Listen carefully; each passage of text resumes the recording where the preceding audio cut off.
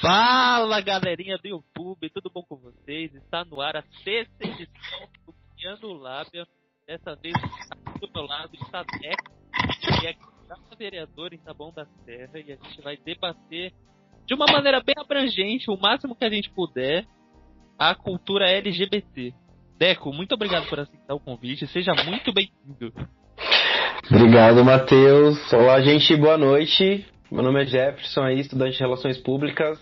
Sou co-candidato aí pela bancada LGBT de Taboão da Serra pelo PSOL, a vereança. Espero que vocês gostem aí do nosso bate-papo aí com o Matheus. Obrigado, Matheus, pelo convite. Obrigado a todos que estão nos assistindo. Não esquece de dar o like no vídeo e de se inscrever aí na página do Matheus, hein, galera? Por favor, e dá uma conferida nos outros vídeos, tá? É isso aí, cara. Olha, já me conquistou na primeira frase. Já pode encerrar a live aí. Já? Puta, foi muito fácil, então. Nossa, essa foi mais fácil que puta da vida. Vamos lá. Falar da cultura LGBT hoje, quer dizer, estamos caminhando ano a ano, mesmo que lentamente, para que seja mais aberto e mais fácil de conversar, porque até uns 8, 9 anos atrás, se a gente chegasse e conversasse publicamente sobre isso, talvez em algum momento, ou dependendo das pessoas que estivessem em volta, seria um tema mais banalizado, sabe? Ou mais difícil de conversar. Queria saber de você, falando mais de 2000 pra cá, como você vê essa evolução da cultura LGBT em si, pelo menos aqui no Brasil? Olha, na verdade, acho que não só a cultura LGBT dos anos 2000 pra cá, muita coisa mudou, né? Muita coisa já não cabe mais aí nas pautas sociais, né? A gente teve aí uma emancipação do corpo feminino, né? Coisa que nos anos 90 era muito comum, a gente vê aquela exposição, né? Tinha aquela questão de ter aquelas gays caricatas nos programas de TVs, que hoje talvez já não cabe mais, ali nos anos 90. Então, acho que não só a cultura LGBT, ela teve essa mutação, né, dos anos 2000 para cá, mas também umas outras pautas, né, de outras classes minorizadas, né, que na verdade nós não somos minorias, nós somos minorizados, né, porque tem bicha pra cacete por aí, tem mulher pra cacete por aí, né, tem preto pra cacete por aí, a gente só é minorizado, né, a gente perde o nosso poder, a nossa participação. Então, acho que dos anos 2000 pra cá, a gente realmente ganhou espaço, né, mas isso veio aí com muita luta, não foi fácil. Na verdade, uma das coisas também, né, que influenciou para a gente ganhar esse espaço foi a questão do consumo, né, que eu acho que hoje em dia a gente acha que certa empresa tem essa questão da diversidade, né, inserida, né, nos seus valores, mas na verdade é uma questão de consumo, porque hoje em dia, né, um LGBT ele trabalha, ele paga os seus impostos, né, e a gente sabe que a arrecadação brasileira, perdão, ela vem da arrecadação, e hoje as pessoas elas gostam de se sentir representadas. Então eu acho que toda a cultura ela veio sofrendo essa mutação, claro, através da luta, né? Isso a gente não pode dar demérito, né, à luta individual de cada LGBT, mas eu acho que também, como eu particularmente creio que o setor privado ele regula tanto a cultura quanto o comportamento. Eu acho que ele tem um papel muito mais primordial do que o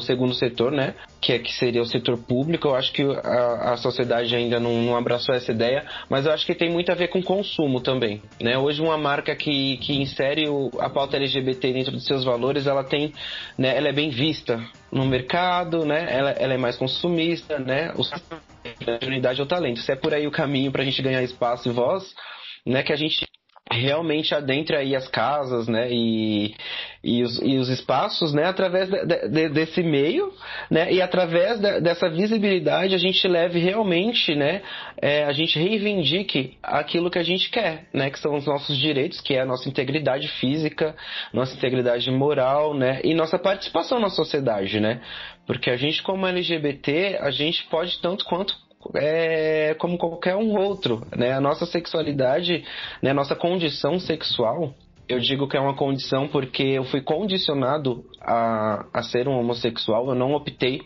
por isso em algum momento da minha vida, né? Eu acho que a nossa condição sexual, ela é um fruto, né, da minha existência, como qualquer outra coisa, né? Como uma dieta, como eu gostar de amarelo e não gostar de azul e gostar, sabe?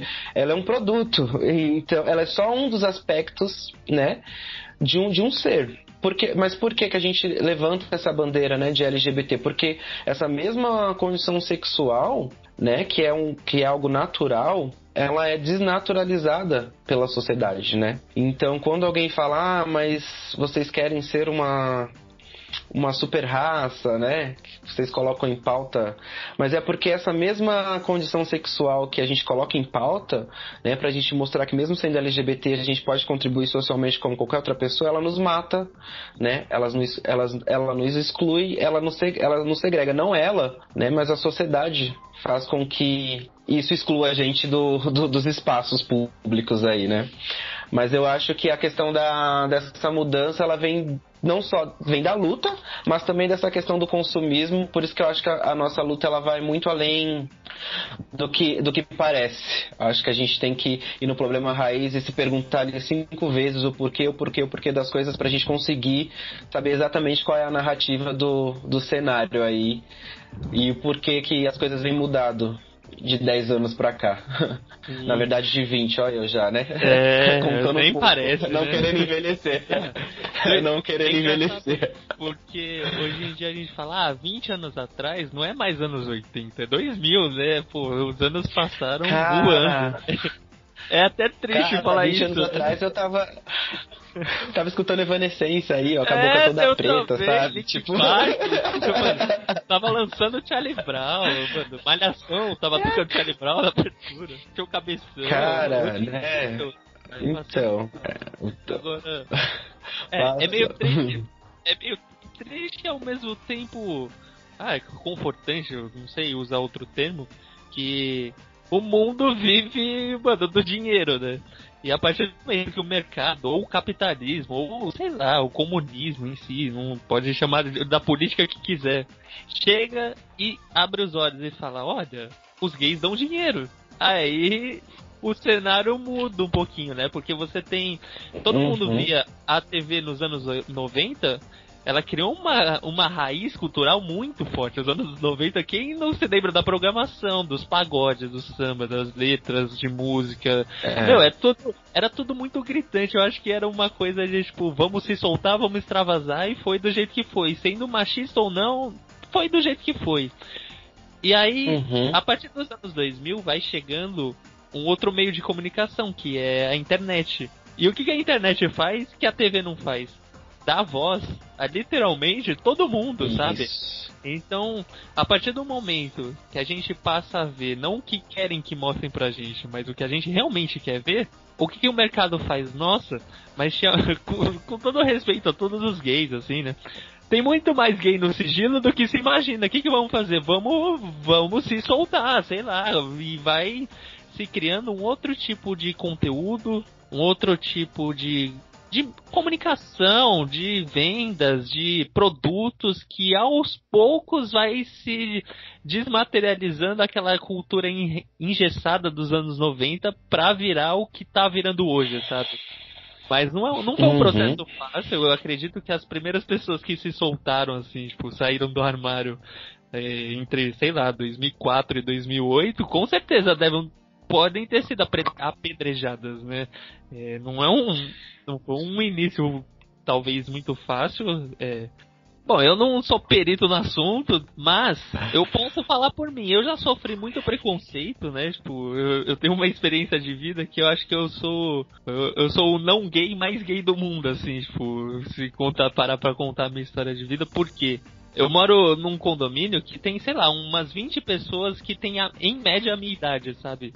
E a gente cresceu junto, todo mundo muito família, sabe? E eu tenho um melhor amigo que quando eu tinha, 5 ou 6 anos, e isso é um tema que eu vou até te perguntar quando eu terminar essa história, que um dia a gente tava brigando, né? E eu não queria apanhar, e o que eu fiz? Eu dei um beijo na bochecha dele. E aí, a partir disso, o que acontece, né? Cria-se uma persona em mim, né? Então, Aham. chegou um momento que, tipo, a brincadeira foi tanta que eu virei e falei, e daí que eu sou gay, e não sei o que, me deixa, tipo, por zoações, né? E na escola também, putz, meu, na sexta série principalmente, que foi um ano que aconteceu duas coisas, três, que foi meio estranho, sabe? Tipo, o primeiro que foi um trabalho que eu fiz, e era uma apresentação, tinha que fazer um teatrinho, e eu e um amigo meu nos vestimos de mulher. Só que, pô, crianças de 12 anos, tá ligado? Tipo, no... Nossa, aham. Eu nunca me incomodei com esse fato, mas, né, tipo, a repercussão foi muito estranha, né? Tipo, filmaram, deram risada pra caramba, fizeram piada. Só que foi magistral a atuação, era, tipo, até um jornal, né? Tô estudando jornalismo, talvez até por isso, não sei. Outra situação que eu queria... Chegou um professor e falou, olha... alguém quer dançar na festa junina? O ensaio vai ser durante as 2 últimas aulas. Aí o que eu pensei? Falei, nossa, que aula chata, né? Vou matar a aula e dançar. E aí o que fizeram? Olha, eu nunca contei essa história pra ninguém, eu tô falando pela primeira vez, e, tipo, quem viu, Ao e vivo. ouviu, e viu, e, tipo, quem sabe dessa história ouviu da boca dos outros, mas não da minha, né? Porque aí chegou e botaram eu e um outro cara pra dançar e, tipo, eu fiz o papel da mulher. Falei, mano, vocês querem que eu dance com um cara? Beleza, eu vou matar a aula porque eu vim matar a aula e dane-se, tipo... Só que, mano, eu falo por mim, eu não ligo, tipo, esses negócios, tipo... Pra mim nem é passar vergonha, pra mim é, tipo, normal. Mas pode ser que pro cara que eu fiz, não vou falar o nome, porque pode ser que ele ficou constrangido, sabe? Tanto que quando passou esse fato, ele nunca falou sobre isso, eu nunca falei sobre isso, e, tipo, ninguém, tipo, nem tchum, talvez nem a própria escola, né? E um terceiro fato também, no mesmo ano, foi, tipo, uma professora de artes, que eu sentava bem na frente naquela ocasião, né? E ela tava falando de pontos, como é que eu falo, que maleáveis, sei lá, tipo... Ah, não lembro o que era a explicação dela. Que ela pegou o meu braço e pediu pra eu deixar o braço mole. Beleza. Aí ela começou a chacoalhar. Aí ela falou, olha, tem 3 pontos dobráveis no braço, né? O cotovelo, o ombro e o punho, né? Só que quando ela falou o punho, ela chegou e falou, olha, mas esse aqui é meio desmunhecado, né? Porque homem tem que ter apenas 2, né? No ombro e no... E por que você tá fazendo isso? Aí, tipo, eu fiquei olhando de cara feia pra ela. Tipo, ela fez isso na frente dos alunos, tá ligado? E agora que eu contei essa história, eu pergunto pra você. Sobre a educação da sexualidade, você é a favor dessa educação na escola? E se sim, a partir de quantos anos você acha que, tipo, uma criança, no meu caso, se eu sou gay ou não é questão disso, mas você acha que, tipo, o Matheus de 12 anos ali já sabia a sua sexualidade pra alguém, tipo, chegar e falar, você vai dançar igual no caso da menina, você vai, uma professora faz uma piada dessa, tipo, se fosse no colegial, eu iria zoar junto, mas no caso eu tinha 12 anos, você acha que uma educação sobre a sexualidade tem que começar desde cedo, tem que esperar amadurecer mais pra falar sobre isso? Olha, Matheus, Meu, você me falando isso, eu fico até, sabe, até engulo choro, porque você pensar que, né, que eu me identifico com esse tipo de situação, porque eu sofri muito, né, dentro dos espaços, né, das instituições aí, né, das escolas, dentro da família também, a gente tem aí nosso sempre sofrimento, mas o que eu penso sobre isso? Que, né, eu acho que a sexualidade, né, que te leva a ser heterossexual ou homossexual, ela é fruto, né, da sua personalidade, e normalmente, né, quem é gay realmente é mais sensível, né, e a partir dessa sensibilidade, né, de alguns aspectos comuns, né, mas não são regra, né, porque eu acho que a gente não pode regrar aí como cada um se comporta ou impor esse tipo de coisa, mas eu acho que existe né, um aspecto comum entre as pessoas homossexuais, entre as crianças LGBTs, né? E eu acho que o debate sobre o respeito, né, ele tem que começar desde cedo, né? Talvez exista sim, né, um limite, né, para se discutir sexualidade, né, na instituição pública. Por quê? Porque a sociedade ainda não está preparada para esse tipo de debate, para esse tipo de diálogo. Por quê? Porque as famílias não estão preparadas para esse tipo de debate e para esse tipo de diálogo. Então, você levar isso para uma esfera pública, quando a instituição, que é a família, ainda não está preparada para discutir isso, né, você pode trazer aí um conflito, né, entre a instituição, né, que é a família, e entre a instituição pública, né, que é a escola. Então, eu acho que o que a gente tem que quebrar, né, aí de paradigma, né, que esse tipo de discussão, né, a gente deixa isso muito nessa história de escola sem partido, escola com partido, né, eu sou a favor né, dessa discussão na esfera pública, né, nas instituições públicas de ensino. Porém, eu acho que isso tem que ser válido também dentro, né, do âmbito familiar. Por quê? Um LGBT, o primeiro contato que ele tem com o preconceito é dentro de casa, né? A primeira pessoa a não me aceitar foi a minha família, né? Eu tive mais apoio na rua do que dentro de casa, né? É claro, tem aquela questão do bullying, né, que você sofre ali desde pequeno, né? Mas eu acho que essa questão do bullying, ela vai além da sexualidade, né? Né? Além de você ser, eu acho que qualquer aspecto que seja, que destoie ali da maioria, né? Você acaba sofrendo bullying sendo gay ou sendo negro ou sei lá, tendo um membro, né, sendo aí deficiente físico, você acaba sofrendo bullying na escola, porque eu acho que é cultural, né? Infelizmente, né? Mas eu não tô discutindo o que é certo e o que é errado, eu tô trazendo uma visão da realidade, mas eu acho que antes de qualquer coisa, né, antes da gente levar essa discussão para a esfera pública, o interessante seria debater isso dentro do âmbito familiar, né? Porque eu acho que é ali que se cria a base. Quando a gente deixar de achar que a sexualidade é algo anormal, é algo que não pode ser debatido em casa, a gente para de terceirizar, né, esse debate para a esfera pública, né? E a esfera pública ela é um complemento, né, da nossa formação.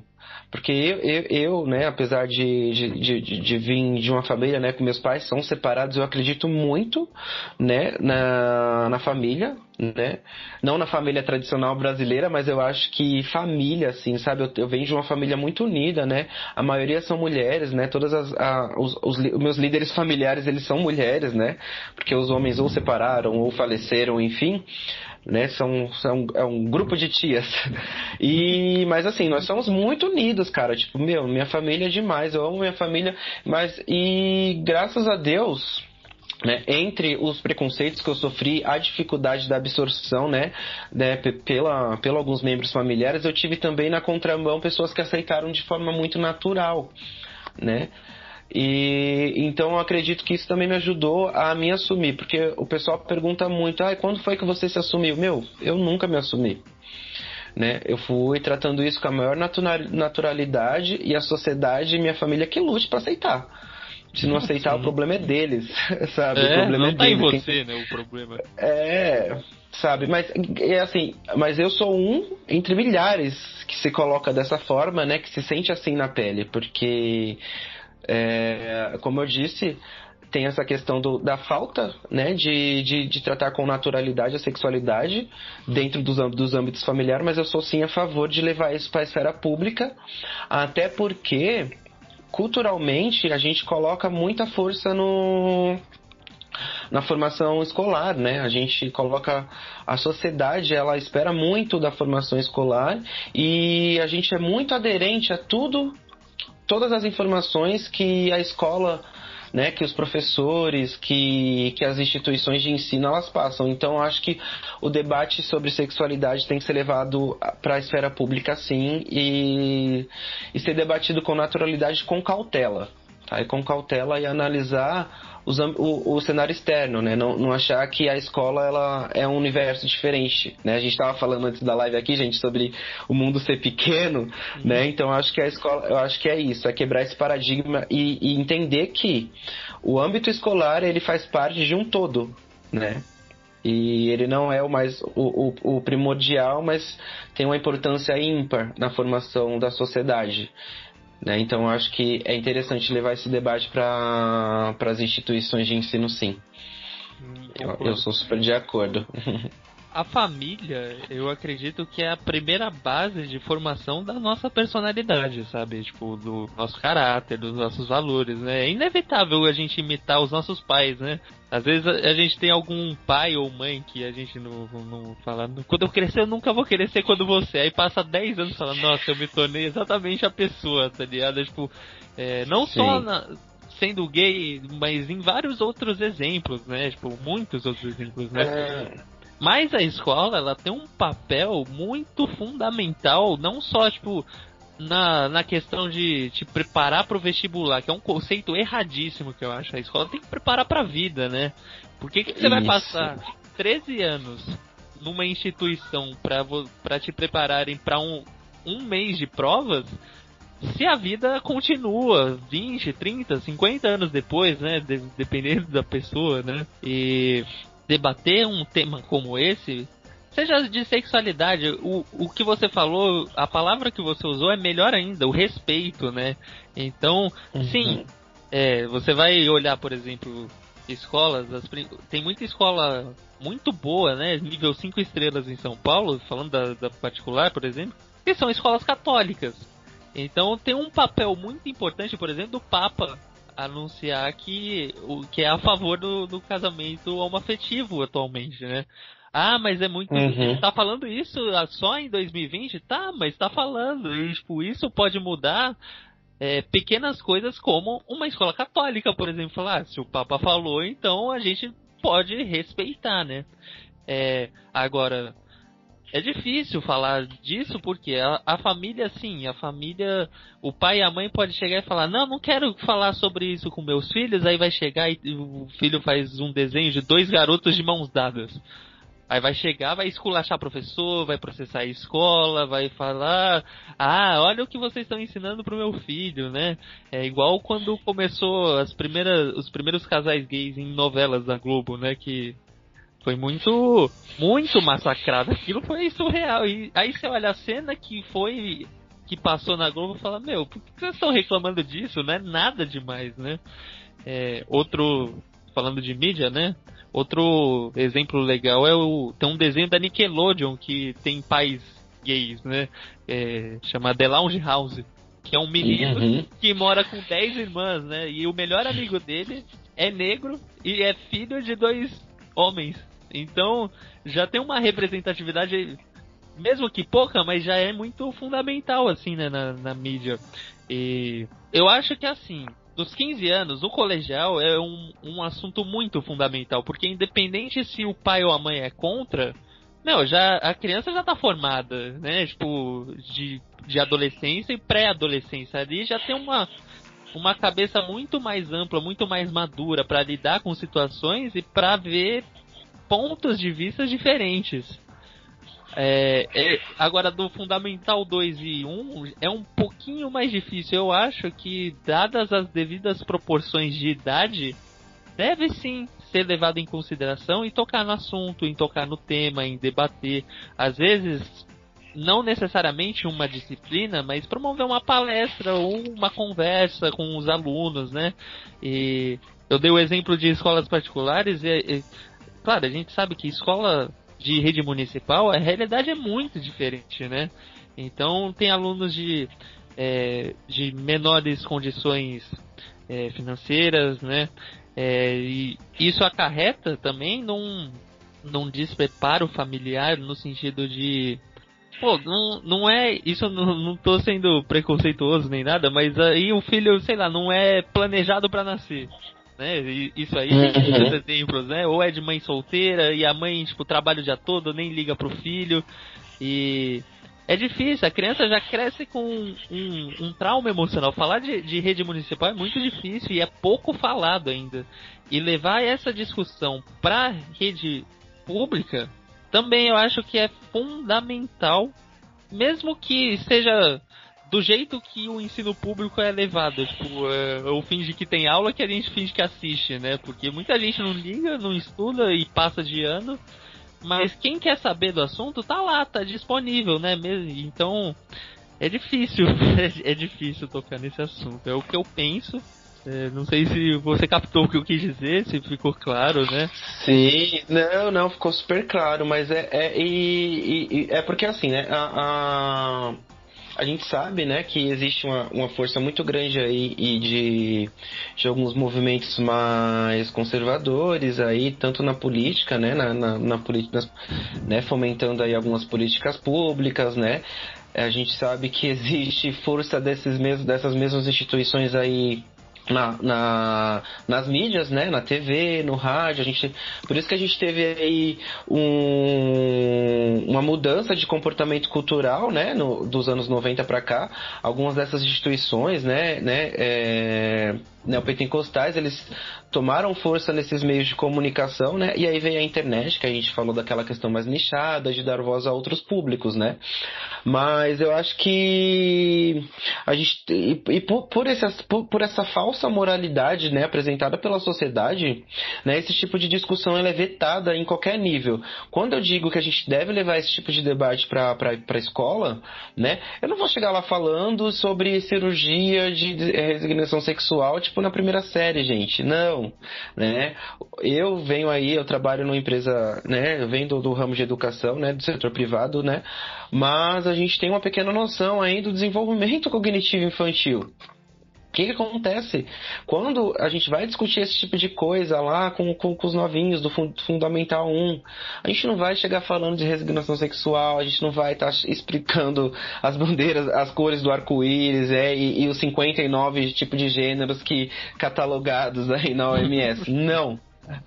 Tá? No Fundamental 1, gente, a gente tem que desenvolver as emoções sociais da criança, né? Para ela respeitar um LGBT na adolescência, o que eu tenho que fomentar nela agora? Né? É a ética, é a cidadania, é o respeito ao próximo, né? Então, você tem que fazer aí uma linha de tempo de crescimento para ter esse debate dentro da esfera das organizações, né, educacionais, né? Você não vai chegar abordando esse tema, né, de forma muito escancarada ali para uma criança, porque realmente, né, a gente vive numa sociedade aí que depende, que fomenta isso, né, que nivela esse tipo de discussão ao modo dela. Mas eu acho que ali no Fundamental 1, se você começar a desenvolver as emoções sociais, né, para que aquela criança ela se desenvolva, e quando ela chegar na hora, né, de realmente ter a capacidade, né, cognitiva de debater sobre isso, ela tem um embasamento de emoções, né, que ela possa respeitar, né, que ela possa ser aderente a esse tipo de assunto, né, de abordagem, né, como educação mesmo, como matéria, né, como abordagem dentro da sala de aula. Então acho que começa daí. A gente tem que desenvolver essas emoções na criança para quando chegar a hora certa de debater isso, ela ter aderência. Né? Então acho que e quando a gente se discute essa questão de ideologia de gênero, primeiro que a gente não quer impor a ideologia de gênero, a gente quer acabar com ela, né? Porque a ideologia de gênero ela já existe, a gente quer simplesmente desconstruir, né? Porque assim, gente, existe, tá? Existe, né? A igreja gostando ou não, a sociedade aceitando ou não, existe, né? Não é só homem e mulher, infelizmente vocês aceitando não existe, então isso tem que ser discutido. A realidade ela tem que ser discutida. Eu acho que a gente é uma sociedade muito frustrada por não debater esse tipo de coisa, sabe? E a ideologia de gênero é uma dessas questões, né? Não é à toa que a gente, né, os LGBTs, a gente tem de 30% a 40% de LGBTs são viciados em algum tipo de droga, né? A gente tem um dobro de chances a mais de se suicidar, né? Eu acho que há 2 dias teve um amigo meu, o Matheus, né? Era um garoto trans, ele se suicidou, né? Ele era de Campinas, né? E, cara, e de 10 anos pra cá eu perdi as contas de quantos amigos meus se mataram, né? E tá aí, né? Isso é resultado de de várias constantes, né? De vários fatores. Então, né, para você ver o quanto é interessante ter esse tipo de diálogo dentro da sala de aula e dentro do âmbito familiar, né? Porque a gente forma uma sociedade mais receptiva aos LGBTs e a gente faz com que um LGBT, uma criança LGBT, ela se sinta mais confortável também, né, dentro do ambiente escolar. É difícil, cara. E sim, o suicídio, a depressão é uma coisa muito. Às vezes ela já tá impregnada há muitos anos, né? E tipo, ninguém abre aspas, né? Percebe, fecha aspas, porque a pessoa pode até perceber e não liga, tipo, por puro, sei lá, ego, ou preconceito, ou homofobia, né? Dependendo do caso, né?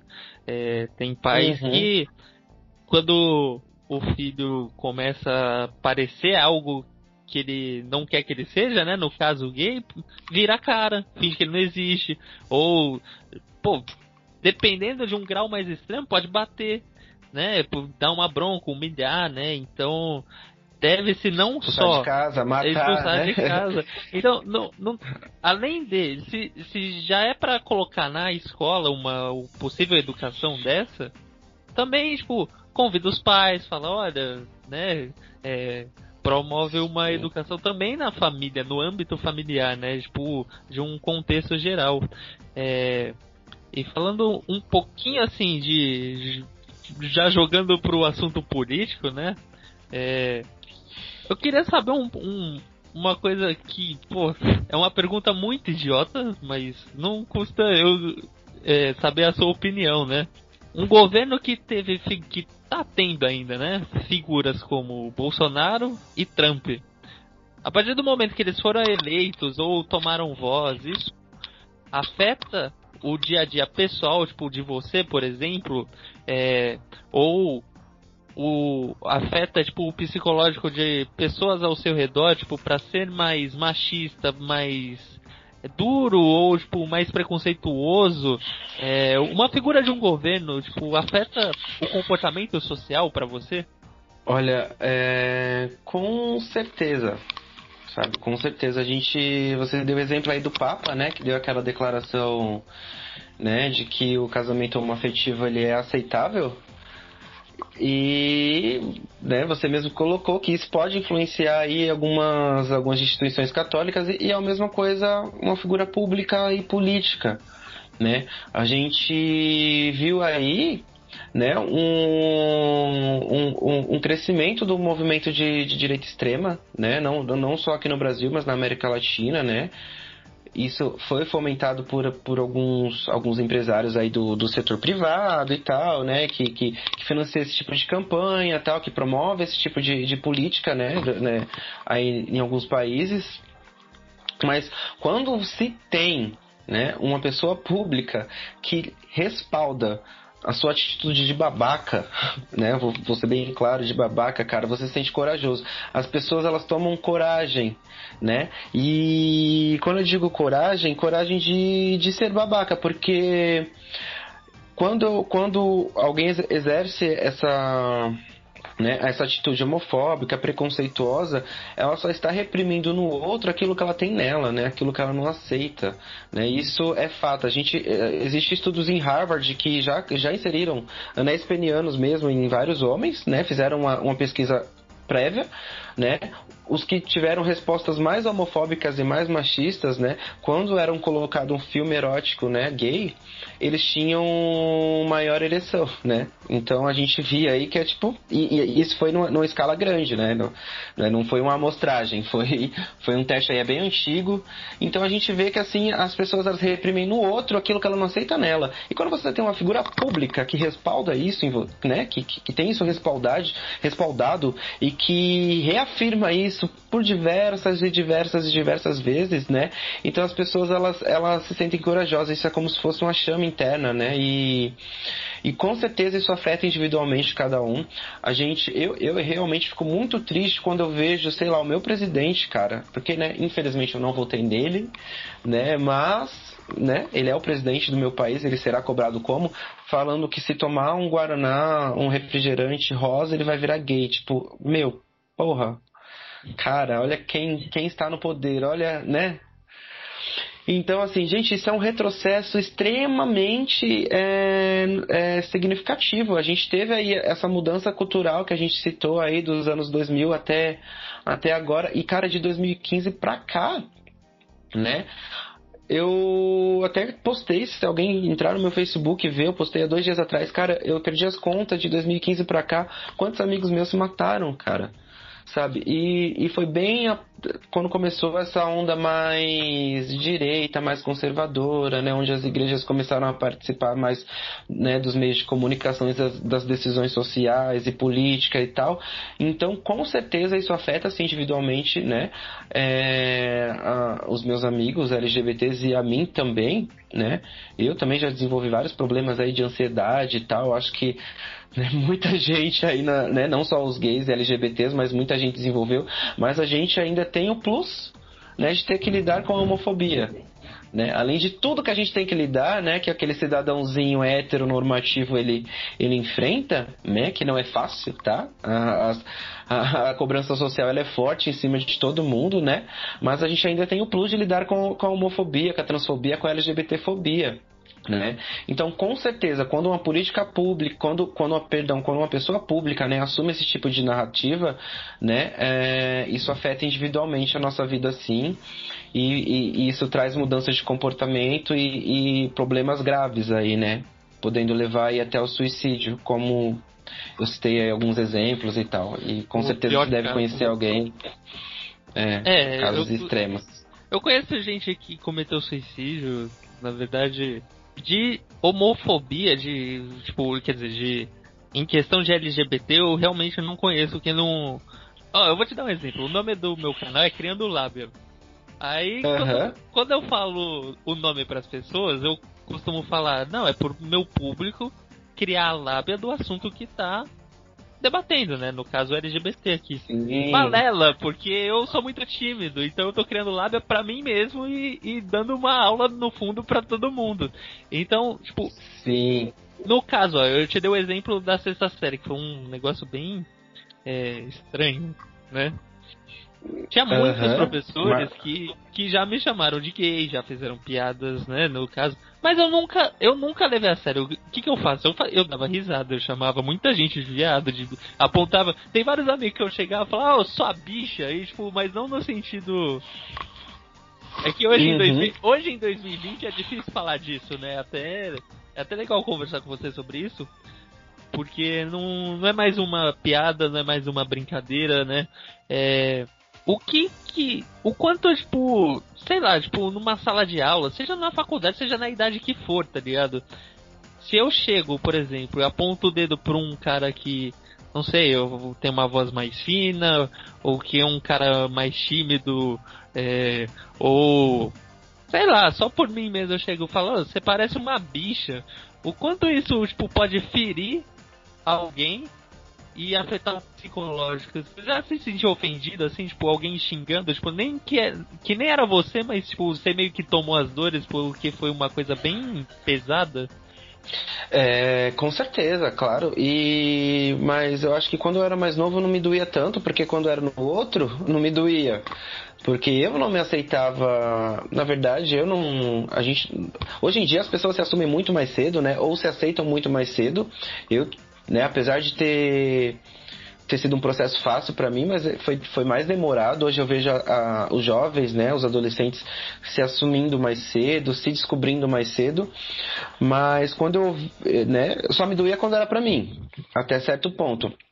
Depois que a gente que eu adentrei aí a vida adulta, é claro que quando eu escuto esse tipo de coisa me dói em mim, porque eu sou um militante LGBT, né? E quando eu me propus a estar ali, né, em dar voz a essa luta, com certeza eu estou levando aí a dor de muita gente que não tá com o rosto à mostra, né? Então eu trago aí a narrativa de outras pessoas, né?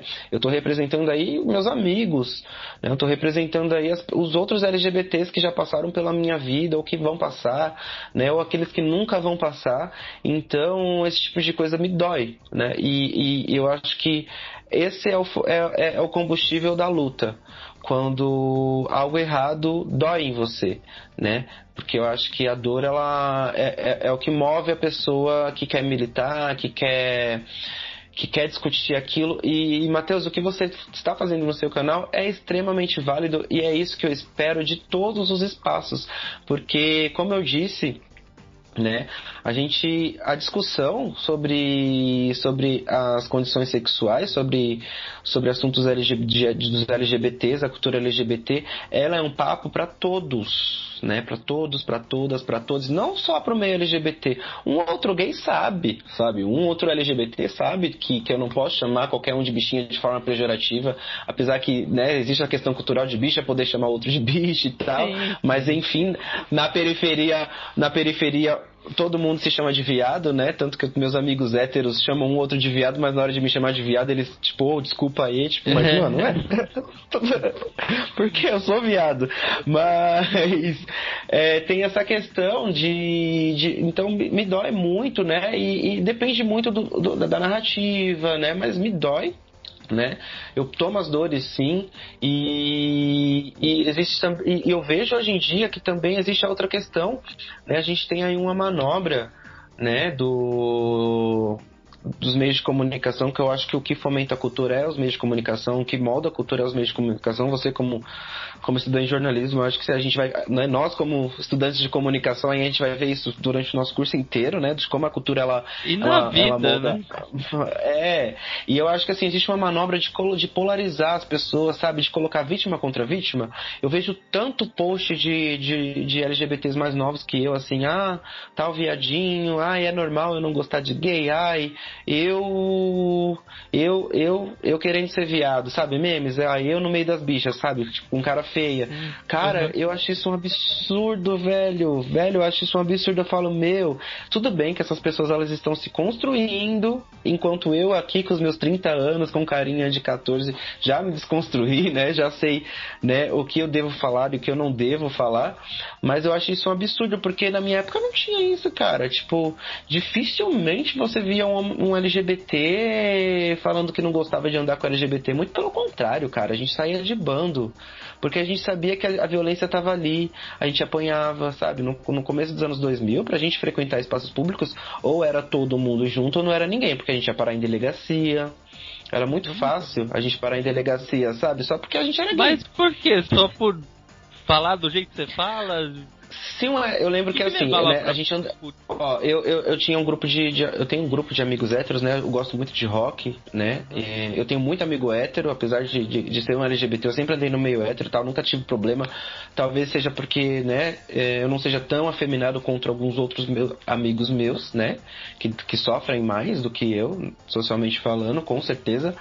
Mas eu lembro que se eu fizesse bagunça no ônibus com esse grupo de roqueiros, eu não ia pra delegacia. Mas se eu fizesse, né, qualquer tipo de desordem ali, que mesmo que seja mínima, falasse um pouquinho mais alto, contasse alguma piada, pode ter certeza, o motorista parava na primeira delegacia e mandava todas as bichas descer. Era fato, assim, ó. Era batata. Tem uma delegacia ali na Francisco Morato que eu acho que né? A gente não ia pra uma parada gay sem parar ali, sem dar oi pro delegado, sabe? Tipo... Nossa, mas o que você tá falando, isso é novo pra mim, sabe? Tipo, primeiro pelo fato de eu ter 25 anos, eu sou 5 anos mais novo. Mas é o que eu disse, tipo, eu nunca parei pra me preocupar com essa questão, sabe? Tipo, essa questão no âmbito social, na rua, no público, sabe? E o que você tá falando pra mim soa como um absurdo. Então, quer dizer, quando eu te perguntei sobre a evolução cultural do LGBT de 2000 pra cá, então não mudou pouco. Mudou muito. Muito. Mudou muito e ganhou mais força também, né, nesses últimos anos aí, pela conta da repressão, né? A gente teve aí um governo, né, que é declaradamente contra LGBTs. Não adianta vir com maquiadorzinho, né, pra estampar essa aceitação que não existe nesse governo, né? Eles pegam um LGBT lá, padrãozinho, coloca ali como porta-voz, né, pra falar que o governo aceita esse tipo de questão, né, de sexualidade, mas é mentira. Mas assim, as coisas elas mudam, né? Teve a repressão que trouxe, que fomentou mais essa luta, mas com certeza, hoje em dia eu ando com LGBT de todas as idades, eles podem ser gays dentro de casa, eu não pude, cara. Pra mim, ser gay dentro de casa, eu tive que esperar aí meus 21 anos, ter feito aí 2 anos da minha primeira faculdade e tal, né? E eles já podem, né? Aos trancos e barrancos, mas a aceitação ela é diferente hoje do que há 10 anos atrás, apesar de eu ter medo da polarização, né? Das pessoas que não aceitam. Elas também estão criando força. De um lado que a gente está criando força e voz, a gente tem o outro lado da moeda também que também cria força igual, né? Que a gente tem que combater. Cara, é difícil. Quer dizer, agora tá mais um pouco fácil, mas porém esse governo veio. Eu acho que eles ganharam apoio justamente nesse papinho de tipo, olha, o movimento LGBT tá aumentando, vamos fazer algumas artimanhas. Era até um ponto que eu ia comentar quando a gente debateu as escolas, né? Porque essa manobra de tipo começar a falar, porque quando a gente vai pra escola vai ter a mamadeira de piroca, vai ter o kit gay. Quer dizer, eles fazem um discurso banalizando que faz com que até as pessoas que sejam a favor se tornem contra, porque é tão banal o jeito que eles estão falando que ninguém quer, tipo, meter a mão onde não tá sendo chamado, né? Então, cara, parece piada, né? O Brasil, é uma frase que eu ouvi na internet, assim, o Brasil é uma piada de mau gosto, né? E queria saber de muito mau gosto. De muito mau gosto, né? Além de não ser pra amadores, é uma piada de mau gosto, né? E tem Pra caramba. E pensando num lado otimista, né? Se é que podemos chamar de otimista, porque é ser muito otimista. Você acha que, tipo, um governo desse, que fez tal repressão do jeito que fez, que criou o discurso do ódio, fez o Brasil ficar dividido em dois e às vezes eu chego num local e eu tenho que ficar calado, porque se eu der minha opinião, mesmo que não seja nenhum tipo de absurdo, eu posso ser expulso do local, ou eu tenho que sentar em outra mesa, ou eu tenho que, né, os círculos sociais, eles acabaram se moldando, né, de acordo com sua ideologia, com seu jeito, né, tipo, meio que não era assim até 2014, até o impeachment da Dilma, eu acho que, virou uma zona, uma várzea, um descontrole, né? Um pensamento meu só, né? Não tô sendo imparcial. Mas você acha que esse governo que tá no poder hoje, ele fez com que a bancada LGBT, a bancada das minorias, como eles mesmos dizem, possa ter criado raízes mais fortes para que futuramente seja democraticamente mais aceitável, mais respeitável no âmbito social?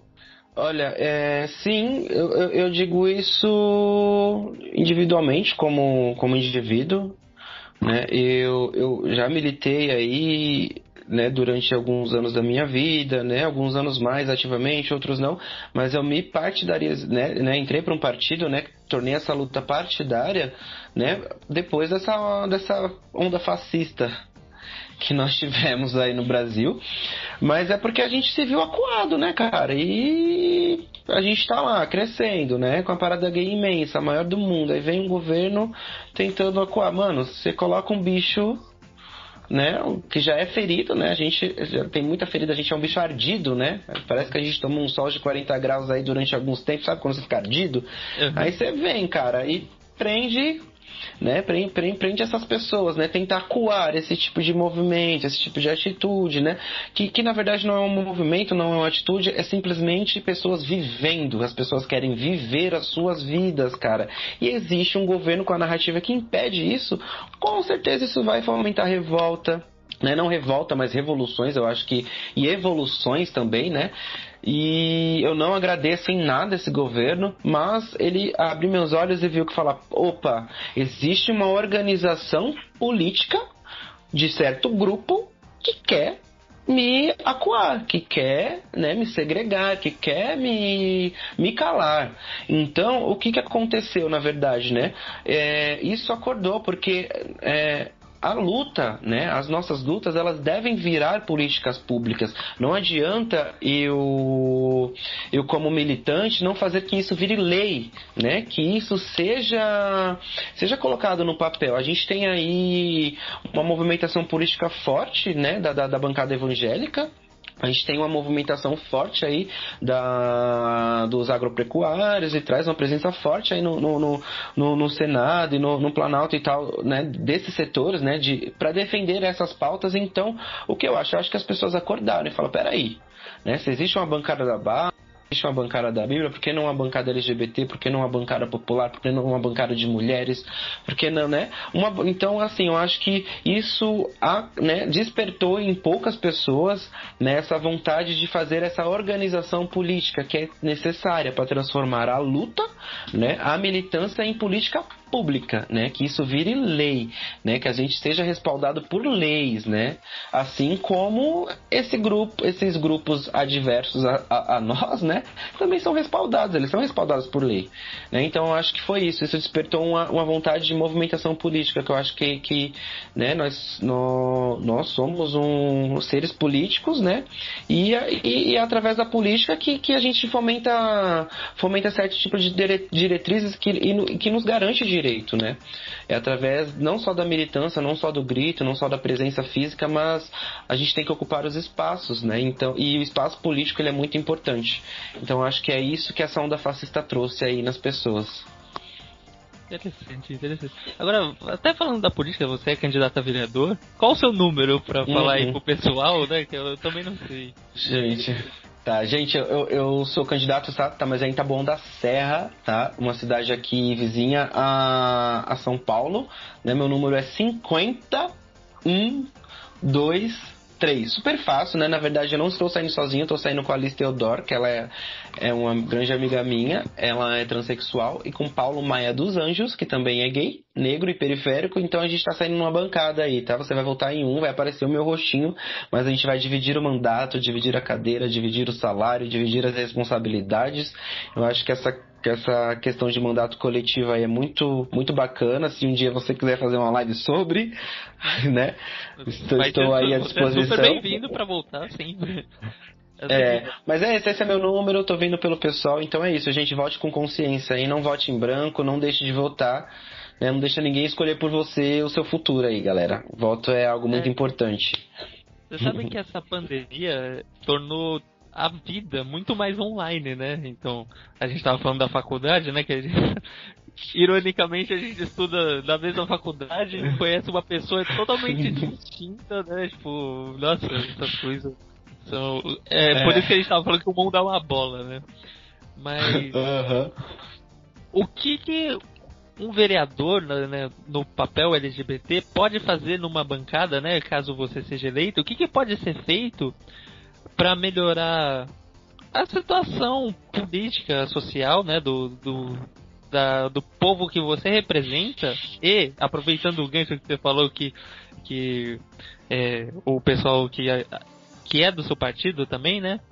Você acha que uma pessoa que seja gay, né, duas no caso, uma que seja de uma classe social, de um status maior e outra mora na periferia, eles sofrem, tipo, eles vivem realidades diferentes, não só do social, mas tipo, da interação, no sentido de, por exemplo, a pessoa que é mais rica tem, sei lá, vários seguidores, é mais respeitada, onde vai é respeitado. Se a pessoa se assume gay, vão apoiar ele, tipo, muito mais facilmente, assim, tipo, tirando de contexto se a família é homofóbica ou não. Mas no caso de alguém de periferia já é um pouco mais difícil. Como você vê essa diferença sendo, tipo, gay nos dois sentidos, nos dois extremos? Tá. Eu vou falar. Acho que foram duas perguntas. E a primeira, né, foi como você acha que é o melhor aí o cenário político, né? Levantando essa pauta LGBT. Primeiro, eu acho que eu colocar a minha sexualidade em pauta é porque ela é colocada a todo momento. A sociedade não aceita ela.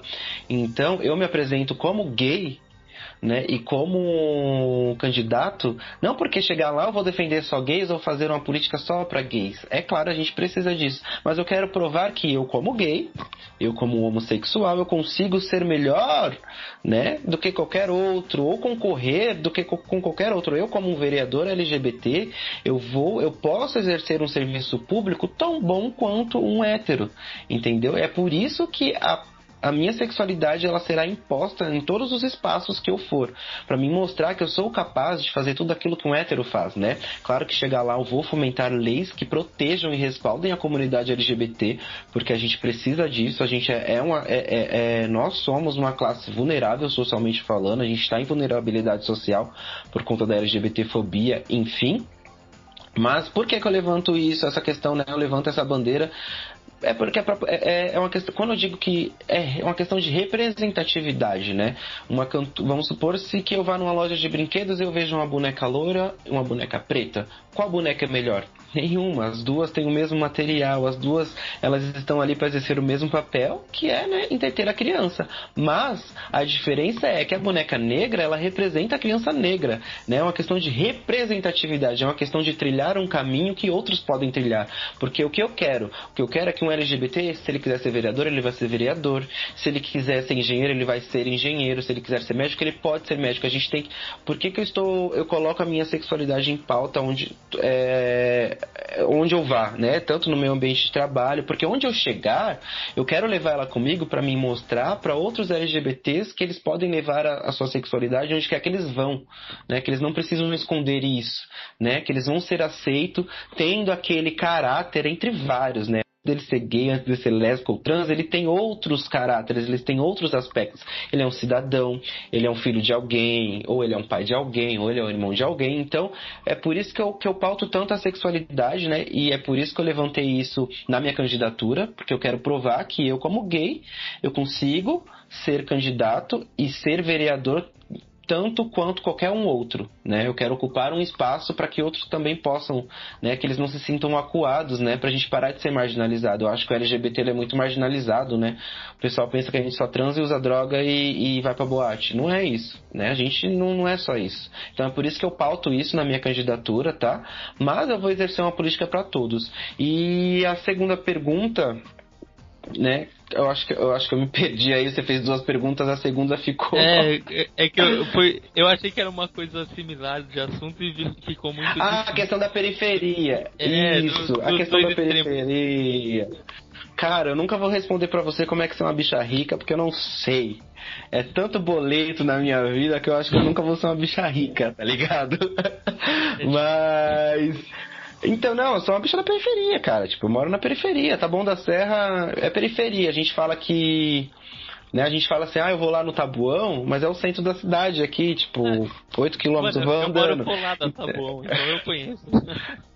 Então, e a gente mora em Taboão da Serra, mas tipo, o meu bairro pra gente não é Taboão. A periferia aqui não é Taboão, Taboão é o centro. Mas é difícil, cara, pra mim, apesar que aqui, quanto mais a gente vê... Existe essa questão econômica, né? Quanto mais periférico é o lugar, quanto mais distante dos grandes centros econômicos, a gente vê um número maior de casos de homofobia e de segregação da classe LGBT. Por exemplo, aqui em Taboão da Serra, apesar de ser uma periferia, a gente é muito próximo do centro da cidade, de Pinheiros, né, que são centros econômicos aí, né, da cidade de São Paulo. Então, aqui eu consigo sair, né, vestido de maneira X, de maneira Y, né, mas aí quando eu vou lá pra Zona Sul, ali pra casa dos meus parentes, do meu pai, das minhas tias, que fica lá no Guarapiranga, no Jardim Souza, que é uma periferia assim, tipo...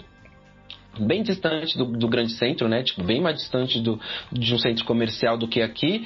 Eu vejo que lá, tipo, você não vê bicha na rua, cara. Você não vê gay na rua. Você vê um trans que tá naquela transição que ele estagnou, né? Ele não seguiu a transição, né? Sexual por falta de oportunidade, por falta de... Né? Acho que a sociedade não permite, né? Que ele se transforme numa mulher por completo, né? Fisicamente, então ele fica naquela transição, né? Ali no meio, né? Naquela coisa não binária e tal, mesmo sendo trans, né? Uma mulher trans. Mas eu vejo que lá você não vê bicha na rua, cara. Você não vê bicha na rua nem fudendo. Tipo, na periferia é muito difícil ser homossexual, ser LGBT. Mais do que nos grandes centros, sim, porque a gente tem uma questão, né? A gente vê aí o como a educação ela é importante, né? A gente tem um grau de educação maior, né? Nos grandes centros e, né, nos locais onde existe maior concentração de renda, e na periferia onde isso falta, né? A gente tem um número maior de casos de homofobia e de segregação do público LGBT. E é triste falar isso, me dói pra cacete. Porque é foda, cara. E é a mesma coisa, né? A gente comparando aí, é uma outra realidade. Você vê deficiente na rua? Não existe deficiente na rua. Porque a sociedade não é feita pra gente, cara, sabe? A sociedade não é feita pra deficiente, a sociedade não é feita pra mulher, a sociedade ela não é feita para os gays, né, para as lésbicas, para as trans. Então a gente é segregado o tempo inteiro, né? A gente, né, só serve na hora de consumir, né? Que a gente estava falando do setor privado, né? Se apropriar da nossa pauta aí por uma questão de consumo, mas na periferia é difícil ser gay, cara. Tipo, de verdade, por muito tempo, né? Eu tive que manter minha sexualidade ali meio que... E até hoje, tipo, eu moro na periferia, pra mim dar um rolê na favela e falar que eu sou gay, os caras, nossa, mas você é gay, pai, tá aqui no nosso meio, mano. Tipo, eu sou um dos poucos que tem essa coragem de, sabe, de ir no meio da favela, pá, no baile funk, se alguém perguntar, mano, eu sou gay. Sabe, e se for pra arrebento, nós vamos pra arrebento, né? Não pra dar um arrebento de tipo de agressão física, que eu sou completamente contra, mas se for pra debater, se for pra me defender, né? E colocar e respaldar isso, né? Eu respaldo, né? Até porque, como eu disse, eu tô aqui pra trilhar um caminho que poucos trilharam, né? E eu tenho meus privilégios, né? Eu sou um homem, eu sou cis, né? Eu não sou um transexual, então eu tenho que dar voz a quem ainda não tem. Né? Eu tenho que fomentar e abrir caminhos para essas pessoas que ainda não têm essa coragem, né? E é isso, mesmo não tendo esse local de fala, né? Mas eu sei que eu tenho privilégios, né? Eu sou homem, eu sou cis, né? Então é muito mais fácil para mim estar nesse espaço público, nos espaços públicos, do que um transexual, né? Então, mas quando eu estiver lá, eu vou dar voz a esse transexual que lá não está fisicamente. Então, eu vou me defender, né? E respaldar, né? Toda essa luta ali. Então, eu levo dentro de mim várias outras lutas, né? Que foram minorizadas. Eu aproveito desse meu privilégio para levar isso para os espaços aqui dentro da periferia. Que é difícil também. É sofrido. É muito. A periferia precisa ter voz. E precisa também ouvir, né? Tipo, tomar conhecimento, sim, né? Eu também convivo, tenho muito... Minha família também é de periferia, né? Por parte de mãe. E não só no caso de sexualidade, mas tem muitos tópicos que faz com que as pessoas de periferia sejam mais reprimidas do que o normal. Já somos um país reprimido, né? Tipo, mas em média, mais a periferia é mais, né? Parece que criou-se, sei lá, a cultura daquela persona do favelado que funkeiro, né? Tô usando o termo pejorativo pra, tipo, falar, você tem que ser isso, e se você não for isso, você não vai ser nada, e vão começar a reprimir, e não, cara, tem que ser o contrário, tem que fazer muitas coisas. Então, se a pessoa quer jogar vôlei ao invés de futebol, que a gente é o país do futebol, deixa o cara, vai ficar, tipo, criando caso, né? Já tem casos de homofobia até nisso, né? Se a pessoa prefere jogar vôlei, o cara é gay, né? Então tem que quebrar esses paradigmas que só existem no Brasil e na periferia, né? Então, até usando o futebol como exemplo, nos Estados Unidos futebol é coisa de mulher, né? O futebol feminino nos Estados Unidos que é o forte, né? O soccer, né? Então quando você chega lá e os caras falam... Você fala, joga futebol, fala, isso é coisa de mulher, aí ele sente na pele o que ele faz com os outros aqui, né? Tipo, é difícil. É muito importante esse seu papel pra dar voz à periferia e a sua atitude de demonstrar a personalidade que você é. Eu acho que todo mundo de periferia, na verdade de todas as classes, precisa de exemplos a serem seguidos para tomarem coragem de ser quem são, né? Não, ser quem você é hoje em dia é difícil pra qualquer um, né? A sociedade, ela pede que você seja algo, né? Que você se comporte de tal maneira, né? Que você não se sinta bem na sua própria pele. A gente é condicionado a esse tipo de coisa o tempo inteiro. E levando isso né, para a questão dos LGBTs, né? Existe um debate, né, social acontecendo, né, agora, mais que nunca, mas é que a periferia, cara, ela necessita tanto, né, do básico, né, que qualquer tipo de discussão, ela fica ali pairando pela elite, né? Porque, cara, como é que eu vou discutir com você sobre sexualidade se você tá com a barriga vazia, velho? Se você não tem nem o que comer, sabe? Como é que eu vou inserir em você um diálogo a questão, né, do diálogo, né, levar pra você o debate LGBT, da cultura LGBT, se você tá com fome, né? Se você não teve planejamento familiar e tá ali com 3, 4 filhos para sustentar, tipo, então eu acho que pra gente, né, levar esse tipo de debate para a periferia, a gente precisa melhorar a qualidade de vida da periferia em todos os aspectos, né? A gente precisa fornecer uma qualidade de vida, né, estável para essas pessoas, para a gente conseguir levar a educação, né, para elas, né, para a gente conseguir levar informação correta, né, uma informação digna, né, fidedigna, né, não essas fake news, não isso que a periferia vem recebendo aí através do smartphone, né, mas eu acho que existem vários fatores para esse tipo de coisa acontecer e não em locais onde a renda é mais concentrada. Eu acho que, né, você levar qualquer tipo de debate para a periferia é mais difícil, né, até porque existe um interesse público aí na miséria, né, a gente aí já entra em outras coisas, em outras questões, Tudo é exatamente para isso. politizado, né? Existe aí um interesse público na miséria exatamente para isso, para que esse tipo de debate ele não adentre a periferia, porque isso vai, né? Eu saí numa caminhada do pessoal aqui, a gente teve uma caminhada e lá teve o pessoal do GOI, né, que é o grupo operário aqui de uma amiga minha, Sandra Fortes, que também tá saindo como pra vereança aqui em Taboão. E, cara, tipo, é um grupo operário de trabalhadores e tal, e tinha uns LGBTs dentro desse grupo, e lá eles estavam junto com a bancada LGBT. Então, cara, quando eu vi aquilo, eu falei, gente, é isso que tem que acontecer. As lutas, elas devem se unificar, né? A base, né, as discussões elas devem se tornar únicas, né? Para quando elas ganharem força, a mesma força que a bancada da igreja tem, a bancada da bala tem, aí sim a gente busca a nossa particularidade, né, nesses espaços. Eu acho que a gente tem que se ajudar. E você manter a miséria na periferia, você evita esse tipo de diálogo entre as pessoas, sabe? Você evita que as pessoas, que os movimentos sociais se fortifiquem um com o outro. Então eu acho que é por isso que tem esse interesse, eu acho que é por isso que é tão difícil levar qualquer tipo de debate político ou filosófico ou socioeconômico para dentro da periferia. Eu acho que falta o básico, né? Eu acho que falta as necessidades básicas ali para você chegar impondo esse tipo de debate. Eu acho que é muito difícil por conta desse tipo de falta de recurso. Sim. Né, nos bairros periféricos. Aproveitando o que você falou, né? Existe essa vontade, né, de manter a miséria, de manter tal coisa do seu devido lugar, né? Tipo, interesses políticos sempre estão em todas as partes, né?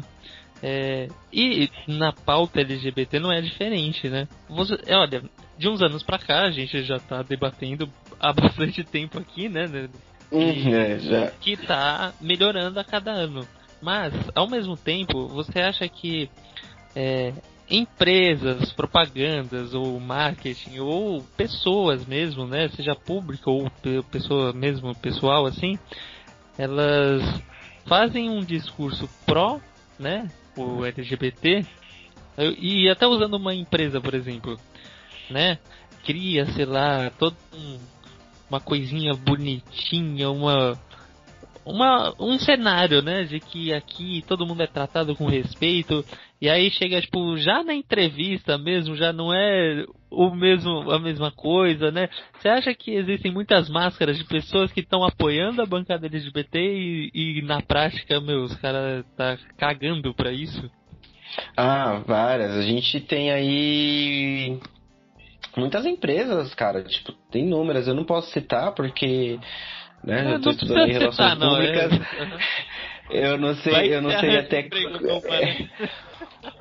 Vai que eles me contratam como consultor LGBT, né? Então eu não vou falar mal, porque hoje em dia existe esse consultor de marketing LGBT, consultor LGBT, né? Que é pra trazer esse tipo de discussão, né? Mas eu acho que, cara, você vai pra parada gay agora e, tipo, antigamente a gente tinha nossos carros ali das baladas, tal, da Freedom, da Danger, né, que eram as baladas que a gente frequentava ali, que a gente saía da periferia contando nossas moedinhas para ir para essas baladas lá no centro de São Paulo. Então os carros de sons eram dessas boates, né, que eram esses espaços de encontros LGBTs, né, na época. E hoje em dia você tem o carro da Uber, sabe, o carro das instituições privadas, então, mas a gente sabe que, né, a gente vive num mundo capitalista e realmente, né, o dinheiro está no setor privado, né? Então, para a parada gay ela ter esse tamanho, essa dimensão que ela tem hoje, ela realmente ela teve que ter uma participação aí mais ativa do setor privado, senão ela não teria esse tamanho todo, né? Essa visibilidade toda, mas em prática, eu como frequentador da parada, eu acho que ela perdeu um pouco de sentido por conta disso, né? Porque a gente chega lá é uma festa, né? Apesar de terem as pessoas que organizam, né? Que tem gente que vai lá, mas a gente sabe que, né, tem um assunto, né, um outro papel aí na parada gay que é trazer dinheiro, cara, né? O segundo maior evento aí do Brasil em dimensões monetárias, né? A gente viu a última parada gay que foi online, cara, tipo, você teve 2 blogueiros aí que, tipo, meu, o que eles somaram pra luta LGBT nos últimos anos? Não que não somaram, que eu acho que cada LGBT que ocupa o espaço, ele tá exercendo ali o seu papel de militante, de representatividade, mas eu acho que existiam, né, algumas outras personalidades que podiam participar da parada gay online e não participaram, né? Eu acho que foi um show de comercial aí do setor privado, mas eu acho que é isso, né? As empresas, elas compram nossas pautas por questão de consumo mesmo, mas na prática, sabe, né, a empresa vai lá, faz um comercial com 2 LGBT, se eu for numa loja dessa mesma empresa, eu não posso entrar porque eu tô com short curto, sabe? Então, cadê a educação do público interno aí, que seriam os colaboradores, né? Será que de fato ela está exercendo o seu papel? Ou ela só está comprando a minha pauta, né? Só está se apropriando da pauta LGBT pela questão de consumo, para ser bem visto socialmente, para que seu serviço e seu produto, né, continue aí nas prateleiras e sendo procurados, né, para não sofrer represália em rede social. Então, quando eu digo que o debate ele tem que ser de todos, é isso, né? E nós, como LGBTs, a gente tem que cobrar que isso seja na superfície, né? Que não fique só na imagem da empresa. E aí, quais são suas políticas internas, né? Qual é o seu papel social junto à classe LGBT, né? Você ajuda algum movimento, alguma ONG, né? Você dá alguma contribuição, treinamento interno para os seus colaboradores, né? E aí, o que você faz de fato? Você está só se apropriando da luta ou você realmente exerce o seu papel como empresa que comprou essa batalha junto conosco? Então, mas vale... E eu acho que esse papel ele é de todos, né? Não só do LGBT, né? Do LGBT+. A sociedade, ela tem que ver que o setor privado exerce muita força, né, no conduzir aí da sociedade, e a gente tem que cobrar isso além da rede social, né, sair do sofatismo, né, de ficar aqui só digitando e ir além mesmo, e procurar saber o que essas empresas que estão comprando nossas pautas andam fazendo de benefício aí para nossa classe. Nunca dá pra mergulhar de cabeça numa barca, assim, tipo, às vezes, né, tipo, a propaganda fala mais do que devia, né, tipo, tudo, né, que a gente tava falando de semiótica, né, tem a pós-modernidade, toda essa hiperrealidade, né, que nem sempre é a realidade, né. Agora, só finalizando assim, você comentou da parada gay, né, que há uns anos atrás você ia e já bateu carteira ali, bateu ponto na delegacia, né? E agora ficou mais comercial, virou um orgulho. Eu nunca fui, então eu vou perguntar porque eu nunca fui, né? Mas ao mesmo tempo do sentido do que esperar na parada gay, tanto do ponto de sair de casa até chegar lá e curtir o evento e voltar, e também do aspecto de idade, né? Porque, 20 anos atrás a gente tá falando de uma coisa, né? Tipo, 15 anos atrás, né? E você é mais velho agora. O que muda aí na parada gay, tipo, em 2000, 2005 ali e hoje? Tipo, qual é a atmosfera que mudou? Não tem mais essa emoção de vou sair, vou tentar ser preso? Não, na verdade, nosso intuito nunca foi ser preso, tá? A gente só queria fazer a mesma coisa que outras pessoas faziam, que era sair pra se divertir a gente como jovem. Eu não desdenho a parada gay de São Paulo, eu acho um evento magnífico, né? Trouxe muita visibilidade aí pra classe, né? E eu sei que os meninos lá de São Paulo, eles fazem, né, isso acontecer com muito esforço. Eu tenho minhas críticas, mas o que eu não posso fazer é dizer que a parada gay ela perdeu ali o seu propósito. Mas, né, realmente, quando eu ia no começo, né, eu lembro que todo mundo sabia qual era o tema daquela parada gay, qual era o grito de guerra daquela parada gay, todo mundo sabia, era uma coisa, né, única.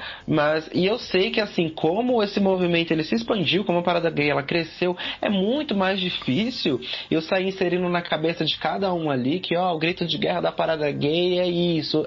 Esse ano nós estamos na rua pra fomentar tal, isso. Cara, é muito mais difícil, né, eu propagar, né, a mensagem, né, de base ali da parada gay daquele ano para um número maior de pessoas. Mas a atmosfera, cara, ela é a mesma de qualquer outro evento público, né? Você vai encontrar a atmosfera que você quiser ali, né? Existe a questão, né? Tem a questão dos assaltos, tem a questão da muvuca, né? Eu mesmo fico tangeando ali quando eu vou, não pega aqueles carros lotados, fica ali nas tangentes das ruas e aproveito do meu jeito. Mas eu acho que essa questão da atmosfera, né? Ela depende de você, né? Porque tem pessoas que vão lá, né, pra curtir a parada gay, tem gente que não, tem gente que acaba indo pra curtir e acaba não curtindo e prejudicando a curtição do outro. Então acho que a atmosfera quem cria é você, né? Eu não vou desdenhar o movimento, mas eu acho que eu, como comunicólogo, a parada gay podia sofrer um rebranding aí, né? Uma revisão de marca, até de aspecto, até para ganhar mais aderentes, né? E para aproveitar essa onda de militância tal que a gente está vivendo de repressão, né? Para ver se desperta a luta, né? Na classe LGBT aí, como despertou em mim lá com meus 14 anos na minha primeira parada gay lá em 2004, né? Depois que eu cheguei em casa, que eu fui lá com, né, um jovenzinho, né, e despertou a luta, né, pra militância, cara. Eu acho que foi o primeiro evento que eu fui, era pequenininho ali no Lago do Arocho e tal, pouca gente e, né, comparado a hoje, mas foi lá que tipo, eu acordei, caraca, tem gente lutando, velho, sabe? Tipo, tem gente lutando, eu não tô sozinho. E eu acho que se a parada gay sofresse essa repaginada, né, e batesse mais forte nessa tecla de luta, né, de luta de classe e não de evento, né, para atrair turista e dinheiro, eu acho que despertaria aí a vontade de lutar de muito LGBT segregado e que se sente pouco representado. Eu acho que a gente precisa assim rever, né? Assim como muitas outras coisas, mas eu também não tiro o mérito da parada gay, que eu sei que os organizadores aí, eles procuram sempre fazer o melhor e dar o melhor aí para a cidade de São Paulo. Então, eu acho que é isso, mas tenho minhas críticas sim, mas não desdenho não. Eu acho um evento super bacana e super válido. Eu tenho um pensamento, né, pensando em qualquer tipo de evento que envolve aglomeração, eu acho que desde a da época que o smartphone ganhou força mesmo, né, às vezes, sei lá, eu vou pra um bar ou vou num restaurante e tá todo mundo no celular, tá cada vez perdendo mais o diálogo verbal mesmo, né, tipo, o viver ali presencialmente, né. E tem uma coisa boa da pandemia, né, porque agora a gente tá tão online que a gente não vê a hora de ser presencial, né. Então eu não Sim, vejo a hora cara. de ter aula presencial na FAM. Eu não vejo a hora de, Cara, de curtir a vida, eu não sabe? vejo a hora de sair pro intervalo e chamar você pra comer uma coxinha lá na frente da fã lá, cara. Essa coxinha é famosa. Essa coxinha é famosa. Sim, muito bom. Muito bom. Não, a gente é um ser social, cara. A gente tá vivo aí porque a gente vive em sociedade. E o que Né? tudo que você falou que pode melhorar, que, né, desse reboot da parada gay, né? Não só da parada gay, mas de qualquer evento, é que possa ser o fim dessa geração selfie que só vai tirar foto, não faz nada, não, né? Fala, nossa, olha, tira uma foto, nossa, tá muito louco. Aí quando você olha pra pessoa que tá lá, ela não tá, tipo, mexendo no celular falando com ninguém, tá ligado? Cria essa persona. Você vê a pessoa no Instagram é uma mensagem, você olha a pessoa pessoalmente é outra, né? E esse pós-pandemia pode ser que seja, tipo, tudo uma festa, né? Em todos os sentidos, né? No presencial, quando começar a vida do jeito real. que é. Então, ou as pessoas vão respirar, né? Tipo, falar, porra, tô livre, ou vai causar muita crise de identidade aí, porque, né, a gente sabe que na rede social tudo é muito lindo, tudo é muito maravilhoso, né? Eu coloco filtro em tudo, eu só vou em restaurante, eu só como fora, eu só viajo, né? Ninguém fica dentro de casa. Cara, se eu virar minha câmera aqui, vocês verem meu quarto, vocês choram, né? Mas se for pra me tirar uma foto, eu dou aquela arrumada, aquela tapeada, né? Sai tudo lindo, né? E talvez quando as pessoas voltarem a ter contato presencial, eu acho que vão ter dois tipos de pessoa. Aquelas que vão ter as crises existenciais, né? E não vão mais se reconhecer. Eu acho que quero fazer parte do segundo time, né? Daqueles que vão abraçar todo mundo, que vai chamar todo mundo pro bar, tá ligado? Né? Que é hora de se juntar com o pessoal do meu coletivo, assim, sabe? Da frente LGBT aqui de Taboão, de fazer aquele baita churras, sabe? De ir né, a gente tem alguns espaços culturais aqui que a gente gosta muito aqui na cidade, tem um Ponte do Vinho ali embaixo e tal, né, que né, tá aberto ainda, mas eu vou lá, mas tipo, não convido ninguém, né, porque se eu convido um, convida outro, aí já vira aglomeração e eu tenho que ser responsável, né, nesse momento de pandemia, então eu vou lá bonitinho, tomo meu vinhozinho, meu gengibrinho e volto pra minha casa, né, sem fazer aquele evento no Facebook. Tanto que, né, eu já tive contato de primeiro grau com muita gente com Covid, mas eu não peguei, cara, tipo, sabe, porque é toda hora com máscara, né, aquele álcool em gel, não tem aquele contato tão próximo, mas eu não vou mentir, acho que todo mundo escorregou um pouquinho, né, a quarentena nesse período de flexibilização aí, eu acho que a mídia parou de exercer um pouquinho de medo na gente, a gente meio que flexibilizou real mesmo, né? Eu acho que não era momento, tanto que a gente vai vir numa segunda onda forte aí. Mas eu acho que quando cara, eu quero fazer muita coisa. Eu peguei uma lista de 40 coisas para se fazer em São Paulo aqui, já coloquei. Algumas eu já fiz, eu quero completar essa lista. Né? Sim. O mais breve possível, né? Nossa, com a Coronavac, ou com qualquer vacina aí. Eu não sei se vem do Dória, se vem do Bolsonaro, eles que lutem, eu quero tá protegido. Você começou falando, né, de crise existencial. Eu falo por mim, assim, há 5 anos atrás eu tive uma muito forte, assim, tipo, por outros motivos, mas eu tive. Eu acho que é uma coisa que todo mundo vai ter na vida, né? Eu já vi muita gente que fala que no passado, assim, fala, crise de ansiedade é frescura, você tá com frescura. Aí a pessoa vive e fala, caramba, tá ligado? Tipo, muda. Não. E hoje que existiu essa pandemia, e de uns 5 anos pra cá, eu me afastei de muita gente, né? Agora, né, falando da minha vida, eu tô... Agora que eu escolhi entrar na faculdade, né, que eu tava comentando com você, que eu entrei esse ano, eu falei, mano, agora minha vida vai. Aí tem a pandemia, eu falei, de novo, mano, tipo, você vai me travar a vida. Só que eu não tive nenhum tipo de crise, de surto. Eu sei que teve muita gente que gerou ansiedade, gerou um estresse, ficou deprimida, né? Depressão já é muito forte porque pode ser muito momentâneo, né? Nesse momento de quarentena, de ficar em casa, de ficar trancado em casa, né?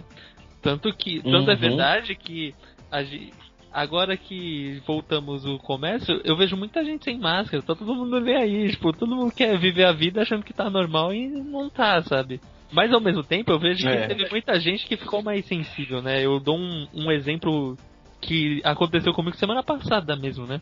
Tem o trabalho do semestre, né? E eu editei um trabalho e tal, e uma menina falou que a voz dela tava parecendo de criança, né? Uhum. E como eu editei o trabalho por uma semana, tipo, eu nem reparei isso, tipo, eu não. Juro, não vi nada demais. Aí eu fiz piada, né? Tipo, olha, né? Sem maldade, né? Mano, mas sem maldade nenhuma, porque, tipo, eu não reparei que tinha voz de criança nem nada. Aí a menina me solta um textão e eu, tipo, caramba, não, você tá entendendo errado. E, tipo, sabe, tipo, são coisas que acontecem que, querendo ou não, foi um efeito da pandemia. Acho que o presencial é um pouco de... Essa ressocialização, ela tá cada vez mais precisando ser necessária, sabe? Tipo, essa vacina tem que chegar logo, né? É o que eu quero dizer. Como eu já tive essa crise anos atrás, eu me sinto imune, sabe? Tipo, eu olho e falei, e eu me sinto pronto pra ajudar pessoas, porque muita gente tá passando pelo que eu passei há 5 anos atrás, sabe? E, tipo, meio que essa quarentena virou meio um surto coletivo, digamos assim, né?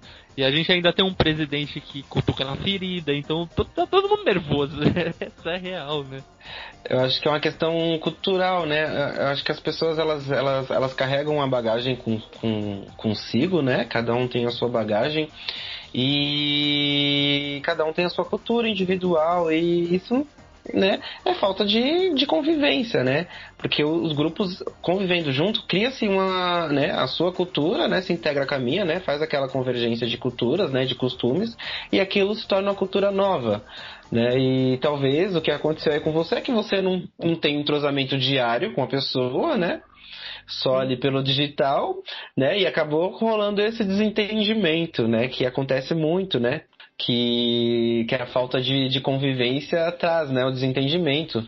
Eu acho que a gente precisa, eu acho que estar ali, né? Frente a frente, até para a gente se conhecer, né? Nada como um presencial para a gente saber quem são de verdade, mas, né, eu acho que essa questão do contato digital, né, o contato à distância, ele é uma realidade que vai estar cada vez mais presente na nossa vida, independente da pandemia ou não. Acho que a pandemia só acelerou isso, né? Mas eu acho que o presencial ali, ele tem lá a sua importância para evitar esse tipo de situação. E sobre as suas crises existenciais, relaxa, tá? Você não tá imune, não. Você vai ter várias ainda, cara. Várias. Daí pros 30 você vai ter umas duas. Você pode ter certeza, viu? Eu também, eu com 25 me achava o pá. Tipo, com 25 eu era DJ, cara, tá ligado? Eu tava viajando aí pelo interior, tocando e tal. Não tava... Falei, mano, vou tocar, vou ser DJ e... tem uma hora que eu parei e falei, não, quero estudar.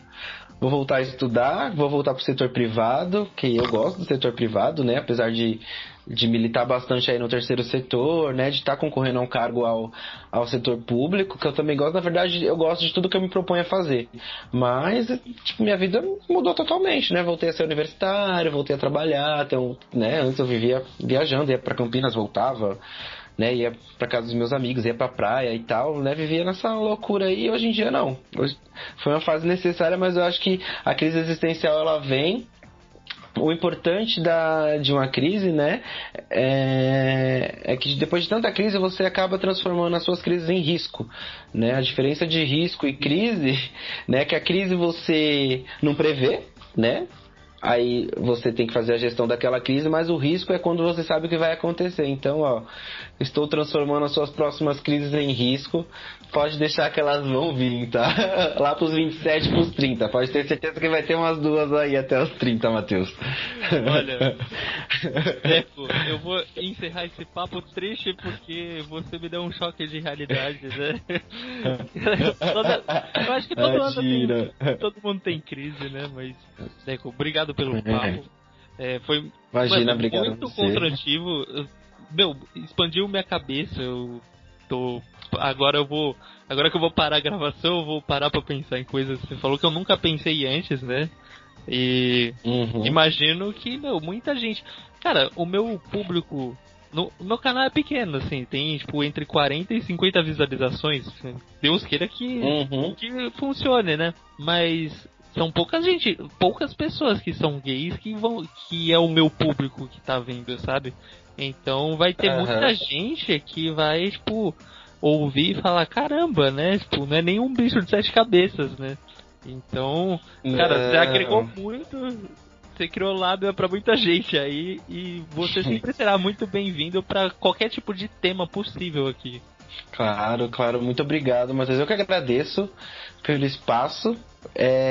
Como eu disse, é muito importante, né, a gente levar a pauta LGBT aí para, né, para todos os ambientes, independente de que aquele ambiente já esteja nichado, né, né? Eu acho que o debate LGBT ele tem que sair do ciclo LGBT, né? Tem que ir para o seu canal, tem que ir para as novelas mesmo, tem que estar lá na Câmara de Vereadores do de Taboão da Serra. Eu acho que a pauta LGBT ela é algo que deve ser discutida por todos e não só pelos LGBTs, porque eu sei que eu tenho que respeitar um outro LGBT, mas você, o seu público, né? Os seus inscritos aí no sabem como é que funciona essa dinâmica, né? O que a gente sente, né? Quais são os nossos respaldos sobre algumas coisas. Então, eu que agradeço. Espero que seu canal cresça bastante. Espero te ver bastante ali na faculdade. Provavelmente a gente faça aí alguns semestres juntos, né? Espero que a gente não faça PI junto, porque eu quero que o PI seja extinto. Pra Nossa, quem é não sabe, o chato. PI é o projeto mesmo. Mas estamos aí e obrigado, viu, pela oportunidade e obrigado a todos aí. Não esquece de dar uma curtida, de compartilhar nas suas redes sociais esse vídeo e os outros vídeos aí do canal do Matheus. Tá? É Obrigado, isso. gente. Obrigado, Matheus. Aí, galerinha, obrigado Beleza? por vocês ouvirem. Se você chegou até aqui é porque você gostou do papo, né?